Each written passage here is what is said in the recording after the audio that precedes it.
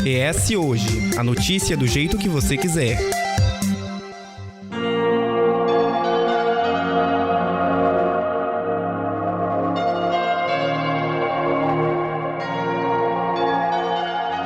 O verão, a época que a gente associa ao bem-estar, onde tudo fica mais leve e alegre.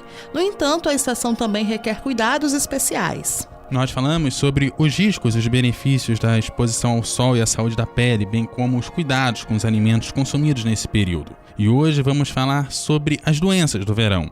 Sim, existem doenças que são mais comuns nesse período e muitas vezes podem ser evitadas. Neste período de praia e superexposição ao sol, alguns perigos passam despercebidos.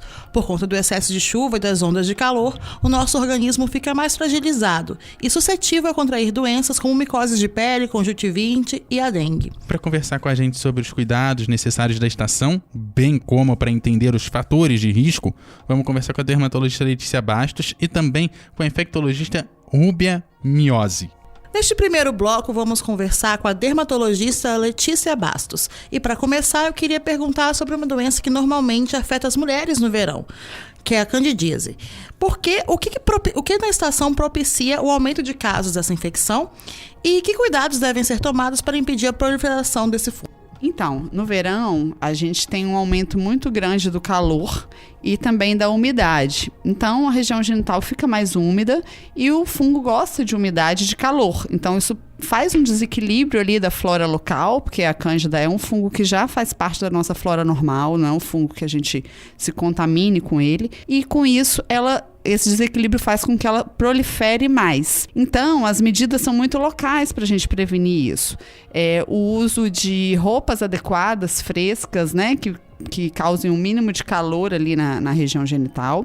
E, além disso, as calcinhas também, se forem de algodão ou de tecidos bem leves, ajuda bastante na evaporação desse suor que fica ali na região genital. A gente não é muito fácil encontrar, né? É engraçado isso, que apesar de ser o ideal, de ser o mais recomendado, as pacientes têm muita dificuldade de encontrar esse tipo de calcinha. Fica até uma dica aí, né, para a indústria. Para a indústria, um nicho de mercado, porque é muito difícil encontrar. Só que é o ideal. E então, assim, basicamente é isso. E em relação ao biquíni, por exemplo, biquíni molhado, sair da praia, chegar em casa tem que tirar imediatamente? Não é bom ficar com biquíni? Como que funciona em relação a isso? Exatamente, você tá certíssima. Pouco tempo com o biquíni, o mínimo possível, né? Porque é o mesmo caso da umidade, né? A umidade que ajuda a proliferação da tá favorecendo essa proliferação, né? Na época do verão também tem as micoses de pele, né? Como é que isso acontece? Como é que a gente consegue aliviar isso? Tem o caminho da roupa também ou é um pouquinho diferente? Não, é um pouquinho diferente. Na verdade, as micoses de pele, elas acontecem. Claro que sim, o calor propicia um pouco a proliferação, só que principalmente nas regiões de dobra, assim, né? Você pode ter dobra, né, da virilha, da axila. Nesses locais realmente é o calor. Em outros locais é mais porque a gente se expõe mais, né? Beira de piscina, por exemplo, é um lugar que a pessoa que às vezes tem aquela descamação crônica, acha que não é nada, mas na verdade é uma micose, tá contaminando ali aquela beira de piscina, e aí você tá se expondo mais, você frequenta mais a piscina, né? Toda a sua família fica mais descalço, exatamente. Então você acaba se contaminando com mais facilidade, e as roupas mais descobertas também, o fungo que tá ali no ambiente, você tem mais facilidade de encostar ali em algum ambiente que tá com o fungo e você se contaminar. Então é mais por esse aspecto. E tem algumas micoses também, popularmente conhecido como o pano branco, por exemplo, que ele é muito mais frequente no verão. É meio que uma suscetibilidade individual, que também é um fungo que está presente na maioria das pessoas, mas que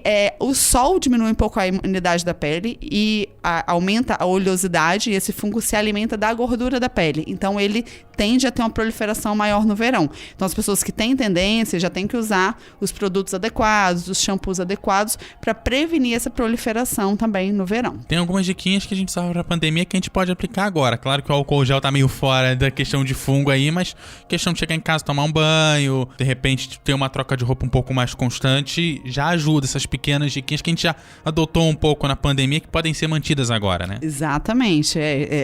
Você tá sempre com a roupa fresca, né? Com o corpo fresco, sem estar muito suado. Isso tudo ajuda bastante. São coisas que a gente realmente adquiriu e que fazem bem sempre, né? E pensando na exposição, né, a gente expõe mais a pele tanto ao sol como às águas, né, de mar, de piscina, de cachoeira, enfim, para se refrescar. Que cuidados a gente deve ter com a pele no pós-banho, na pós-piscina e também ao ter contato com a areia, por exemplo, com a própria área de piscina ali? O que a gente pode fazer para evitar certas coisas, certas infecções?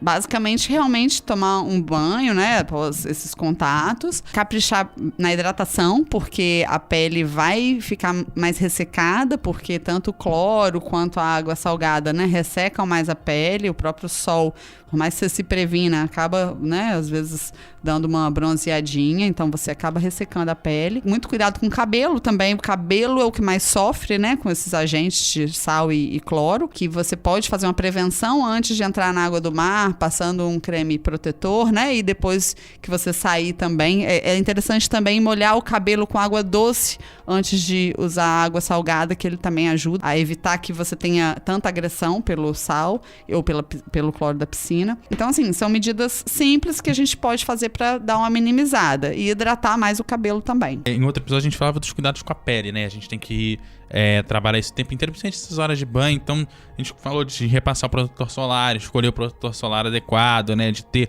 todo esse cuidado com a pele. Mas a gente sabe que o cenário de proteção ideal nem sempre acontece. O que fazer quando acontece alguma queimadura na pele? Como lidar com esse processo, que é um processo também doloroso também. Essa queimadura da pele leva um tempinho para recuperar, mas dá para dar uma amenizada e uma ajudada aí também. Sim, olha, aí depende do grau de queimadura, né? Porque a mesma queimadura solar, ela pode ser uma queimadura mais leve, aquele vermelhinho, mas pode ser uma queimadura mais grave, mais extensa, né? Pode até ter a formação de bolhas. Em criança e idoso é um pouco mais grave, porque pode até chegar a desidratar. Então, assim, sempre beber bastante água, manter, né, as crianças e os idosos sempre hidratados. No pós-praia, hidratar se for uma queimadura mais levinha, só hidratar mesmo.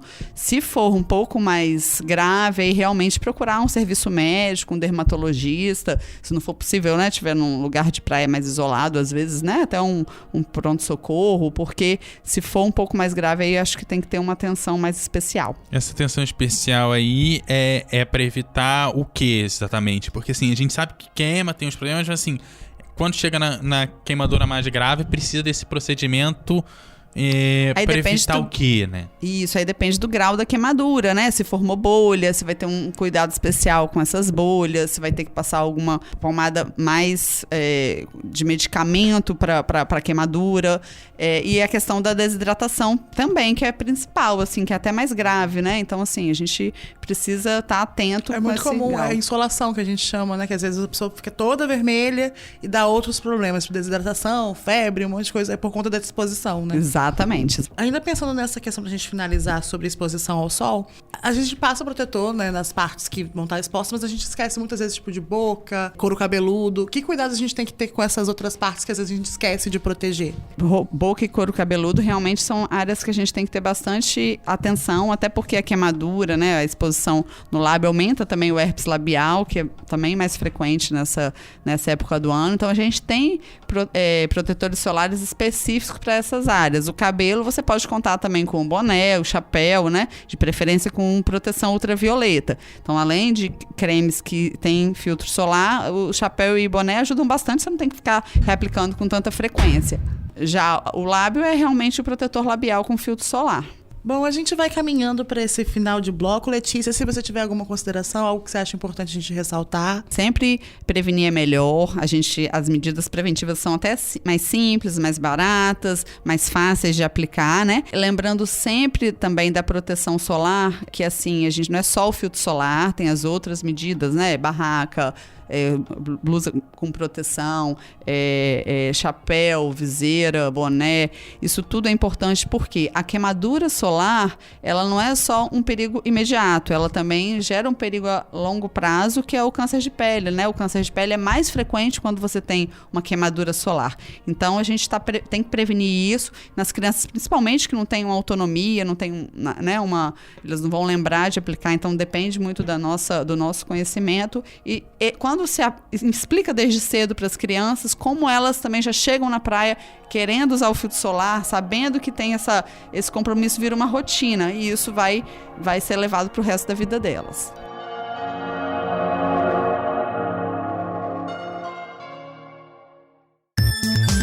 ES Ouve.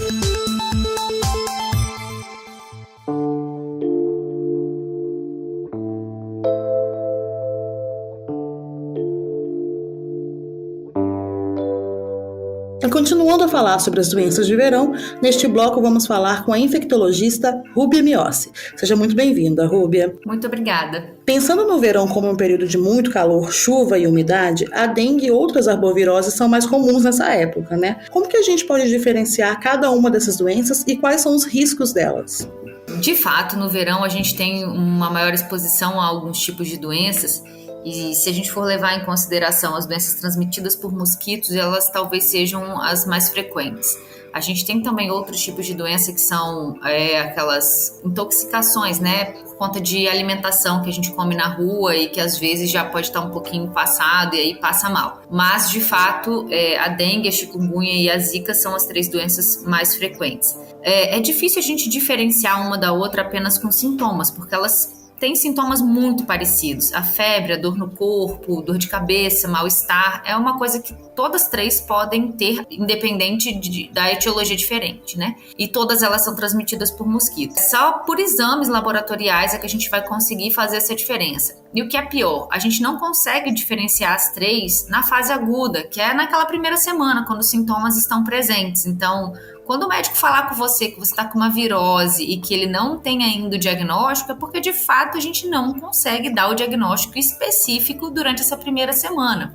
A dengue, por exemplo, eu preciso de pelo menos uns 5 a 7 dias para o exame de dengue dar positivo, indicando que é dengue. A chikungunya pode demorar 14 a 28 dias. E o exame para zika a gente praticamente não faz, a gente faz mais em gestantes, porque é onde a doença é mais grave, pode causar transtornos para o bebê. Na questão da dengue, da zika e da chikungunya, como é que a gente combate, né? A gente tem o principal combate ao mosquito, o Aedes aegypti, né, que faz essa trinca problemática aí. E pensando que às vezes essas doenças são transmitidas pelo mesmo mosquito, o cuidado com as 3 para prevenir é o mesmo ou tem uma diferençazinha de uma para outra? É exatamente o mesmo cuidado. E lembrar que o mosquito ele não transmite separadamente as 3 doenças. Existem casos de pessoas que pegaram as 3 doenças ao mesmo tempo, porque o mosquito ele pode carregar os 3 vírus no mesmo mosquitinho. Então, terrível, né? Ainda bem que para combater é uma forma só. E a forma é controle do vetor, que é o mosquito.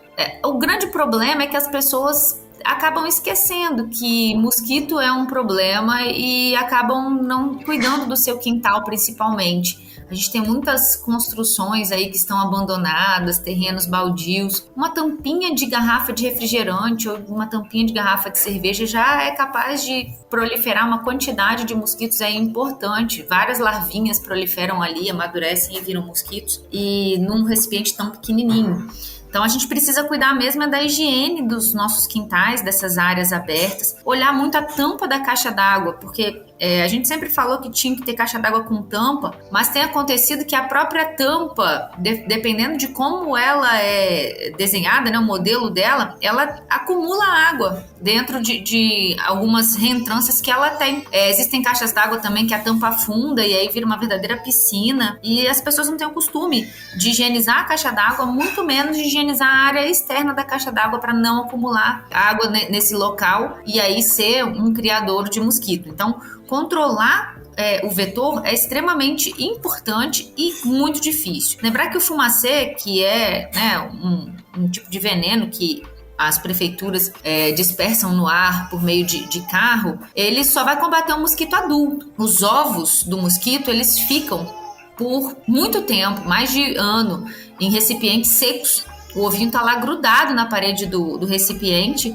e assim que entrar um pouquinho de água, ele vai eclodir, vai virar a larvinha e o mosquito adulto vai estar por aí.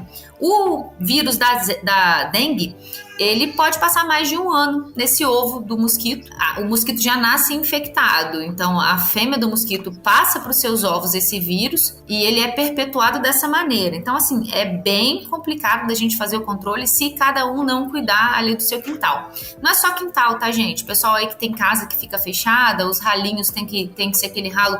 O nome é complicado, é diferente, escamoteado, quer dizer, é aquele ralinho que tem a tampinha que você gira assim e ele fecha.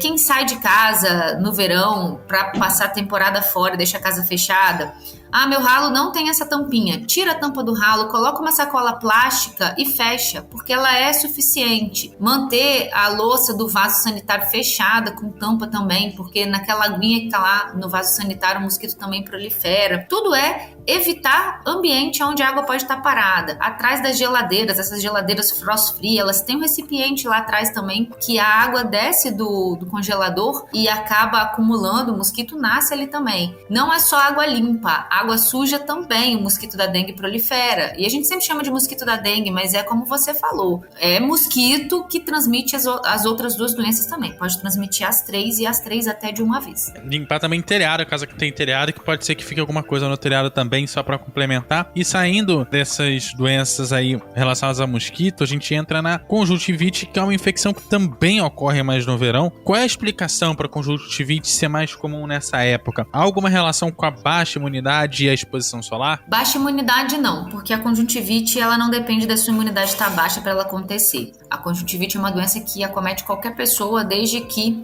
tenha condição favorável. A condição mais favorável para a conjuntivite é clima seco. Não é tanto quando chove, igual está chovendo agora. Quando tem boa umidade do ar, os nossos olhos também ficam úmidos e não sofrem tanto. No verão é comum ter aqueles períodos de muito calor e pouca umidade. Resseca a conjuntiva do olho, a gente tem a tendência a esfregar mais os olhos e a gente acaba levando bactérias ali das nossas mãos para dentro dos olhos e assim a conjuntivite acaba acontecendo. Existe também conjuntivite viral que passa de uma pessoa para outra, lembrando que o vírus ele não vem voando pelo ar, é pela mão, então a gente contaminou a mão em algum lugar ou cumprimentando alguma pessoa que estava com esse vírus aí que causa conjuntivite e a gente leva ele para o nosso olho. Então, principalmente clima seco, a conjuntivite acontece e principalmente a falta de higiene das mãos, né? Colocar as mãos nos olhos sem estar higienizados. Pessoas que usam lentes de contato têm que tomar muito cuidado, porque quem usa lente de contato está o tempo todo colocando a mão nos olhos, seja para colocar a lente, seja para retirar a lente, ou seja porque no clima seco fica incomodado, né? A lente também parece que fica arranhando os olhos quando tá mais seco e aí a pessoa esfrega mais os olhos. Isso é um outro fator importante. Então a conjuntivite ela tá mais relacionada ao clima seco do que evidentemente só o fato de ter sol. E aí uma cidade, por exemplo, como Vitória, que é litoral, é mais tranquilo, ou pelo fato de ser uma cidade que tem épocas que passam muitos períodos longos sem chover, é uma cidade que também não tem lá um alto grau de precipitação, né? Contribui para esse tempo seco, ou por ser litoral é mais tranquilo? Não é muito mais tranquilo não, porque se você levar em consideração que Vitória é a capital do Brasil, onde mais venta, eles chamam até de ventória, o vento ajuda a tirar a umidade do ar quando a gente está nesse período seco. Então, o vento que tem em Vitória associado a alto grau de poluição, partículas mesmo no ar, qualquer partícula sólida, não precisa ser especificamente de fumaça ou de minério, qualquer partícula sólida, pode ser até mesmo areia, já é suficiente para causar pequenos traumas no olho, né? Fazer ressecamento e causar pequenos traumas, e aí sim a gente ter esse problema de conjuntivite agravado. Então, sim, o fato de ser um litoral e ter muito vento pode ajudar. É claro que a gente percebe que com o passar do tempo, essa condição climática, né, ela tem se modificado bastante. A gente tem tido períodos de muita chuva intercalados com períodos de muita seca.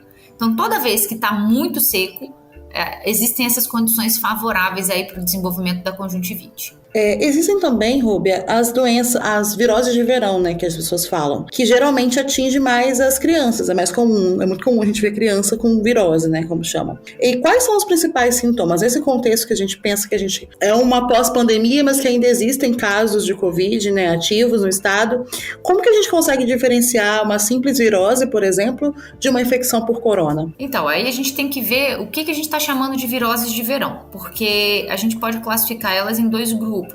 As viroses respiratórias, que eu acho que é dessa que você está falando, e existem as viroses intestinais, que é aquela que causa diarreia. Sem dúvida, as crianças mais novinhas, elas são as mais acometidas pelas duas, porque elas não tiveram tanto contato com esses vírus aí ao longo da vida, porque tem um tempo de vida mais curto, né? Nasceram há pouco tempo.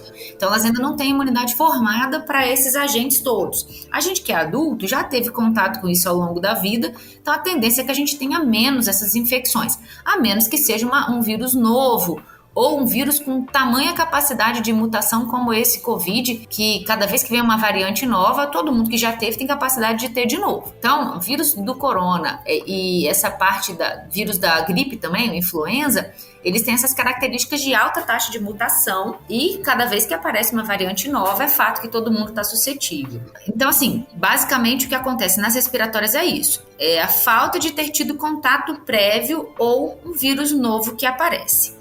O que é mais importante para a gente saber, para poder diferenciar? Bom, é importante saber que não tem como diferenciar sem fazer exame. Não tem essa de que o sintoma do Covid é XYZ e o de uma gripe é outra coisa. Não é assim. Toda doença respiratória, ela vai comungar dos mesmos sintomas. É tosse, é dor de garganta às vezes, febre às vezes. Isso tudo pode estar junto, isso tudo pode estar separado, pode ter coriza, que é o nariz escorrendo, pode ter espirros, pode ter tosse, ou pode não ter, pode ser só um desses sintomas. Então é muito difícil, somente por meio de sintomas, a gente falar, é a doença X ou é a doença Y. A gente chama de virose porque, de fato, todas elas são causadas por vírus. Então, não tem como a gente chamar de outra coisa. É virose mesmo, e a gente não fala que é virose simplesmente porque a gente não quer pesquisar o que é. A maior parte das doenças respiratórias não tem exame para fazer. A gente tem exame para o coronavírus e tem exame para influenza. Mas não é todo paciente que está gripado que procura também fazer esse tipo de exame. E existe um outro sem número de vírus, rinovírus, por exemplo, vírus sincicial respiratório, que os bebezinhos sofrem muito. Esse vírus sincicial respiratório na gente que é adulto dá só coriza, nariz escorrendo, uns poucos espirros e uma tossezinha leve.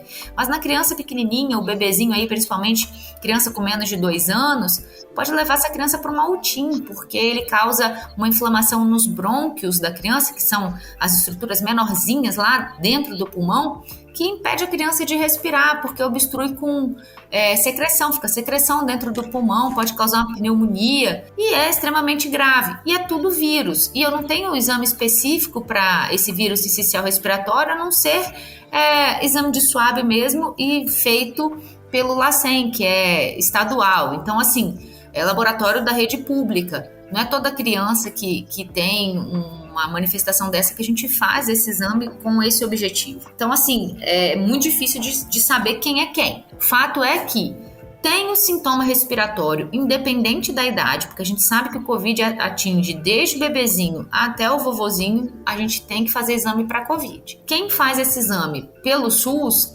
dependendo da faixa etária e do grupo de risco, o SUS, por meio do LACEN, aqui no estado do Espírito Santo, faz esse teste para vírus sincicial respiratório e para influenza também no mesmo SUAB. Então, assim, fez teste rápido, deu Covid, beleza, não precisa investigar os outros. Deu negativo, pode ser um outro vírus desse. Muito cuidado em não transmitir para as outras pessoas, porque são doenças transmissíveis. Não é porque não é Covid que é uma doença mais leve. Falei desse vírus sincicial respiratório, nos bebês ele é extremamente grave. Então a gente tem que cuidar também disso, de não transmitir para os outros. Sim, e em relação então a dica é, sentiu algum sintoma, vai ao médico, né, para checar direitinho. Exatamente, não fique pensando que é uma alergia, porque tem acontecido muito isso, né? As pessoas têm o nariz coçou, a garganta arranhou um pouquinho, não, é só uma alergia, eu tenho rinite. Não confie na rinite. Vai fazer o teste de Covid. A gente estamos gravando hoje aqui no início do mês de dezembro, os casos de Covid estão disparando dentro do nosso estado do Espírito Santo. Então, isso vai acontecer, vem aí as festas de Natal, esse número de casos deve continuar subindo. E, graças a Deus, uma parte das pessoas está vacinada? Está. Quem está vacinado tem uma maior segurança para não desenvolver doença grave.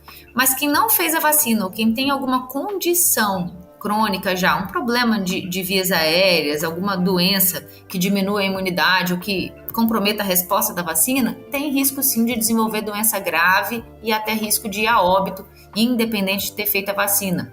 Então, assim, não dá pra gente descuidar. Tem que ir testar, tem que cumprir o isolamento para não contaminar outras pessoas, justamente para a gente guardar a nossa vida e a vida dos outros também. Bom, ainda nas viroses de verão, você disse que são 2 tipos, né? As respiratórias e as intestinais. Como que acontece as intestinais, no caso?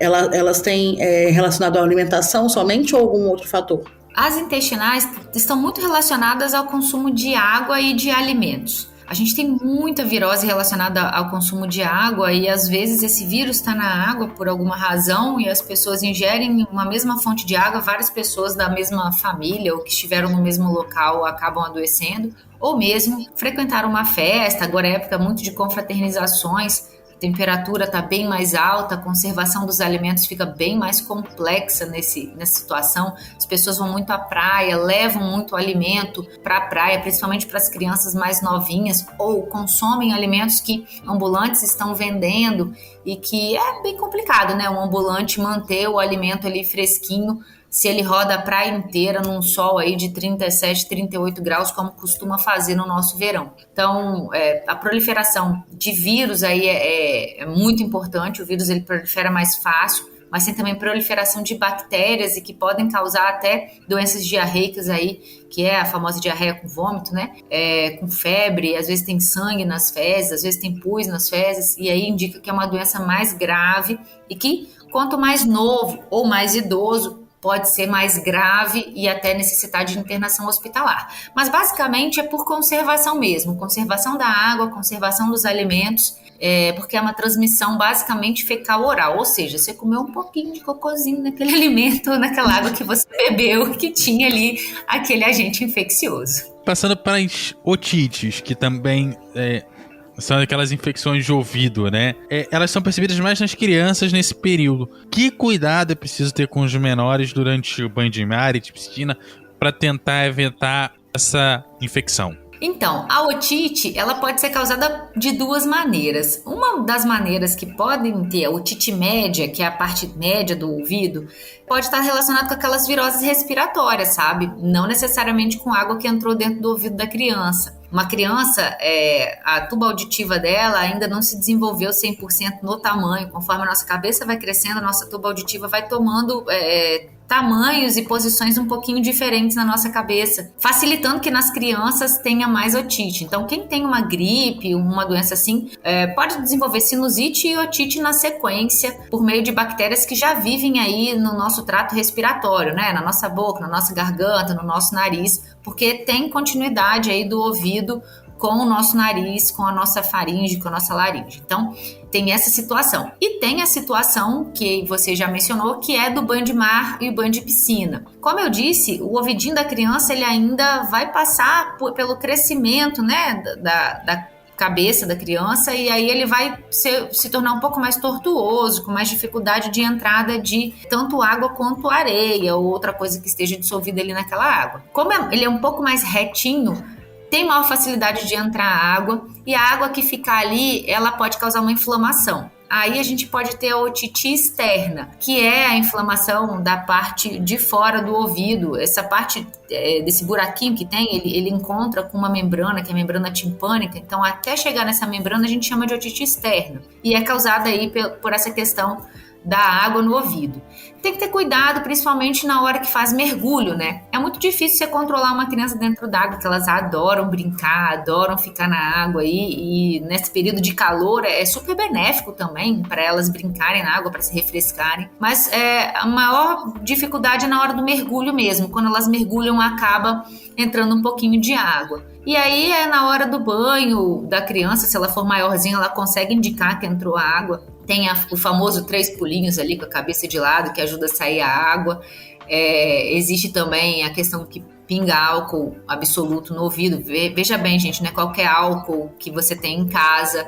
A gente costumava usar o álcool absoluto, que na verdade o que ele vai fazer é tentar fazer com que a água que está lá dentro evapore para poder sair. Mas o fundamental siga sempre a recomendação do seu pediatra para esse caso aí do ouvido. O pediatra ele vai ter dicas muito melhores até do que as minhas para poder cuidar desse detalhe. Quando entra alguma coisa no ouvido do meu filho, o que eu faço? Se for água, por exemplo, e a água sair sozinha, beleza, provavelmente não vai acontecer mais nada. A cera que o nosso ouvido produz, ela também evita que a água entre dentro do nosso ouvido, evita que outras coisas entrem no nosso ouvido, não só a água. Então, assim, até bichinhos que estão voando na hora que a gente está dormindo, a gente já viu aí muitos casos de entrarem besourinhos, né? Não é falta de cuidado, não é nada disso, não pode acontecer mesmo. É uma coisa que a gente não tem como evitar às vezes, né?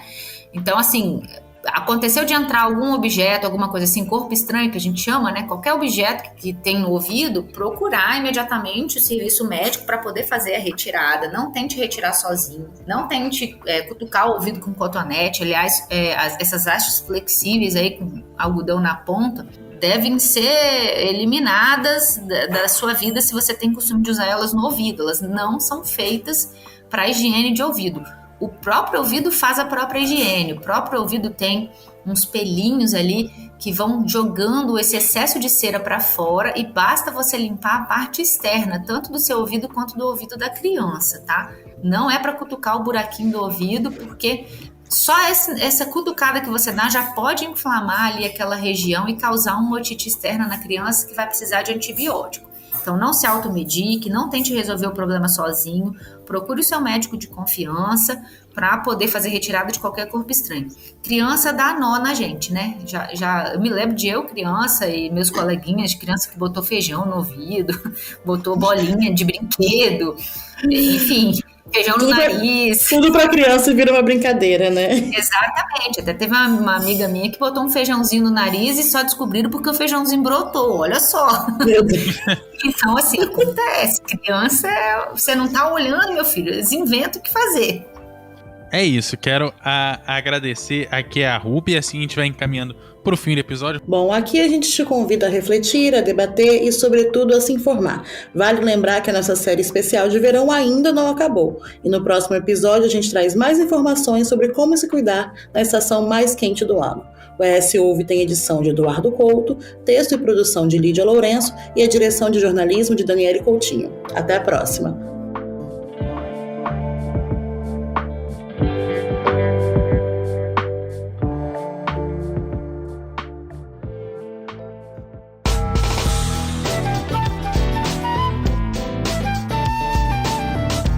Você encontra o ES Hoje nas redes sociais, @ES Hoje, e também no canal do YouTube e no site eshoje.com.br.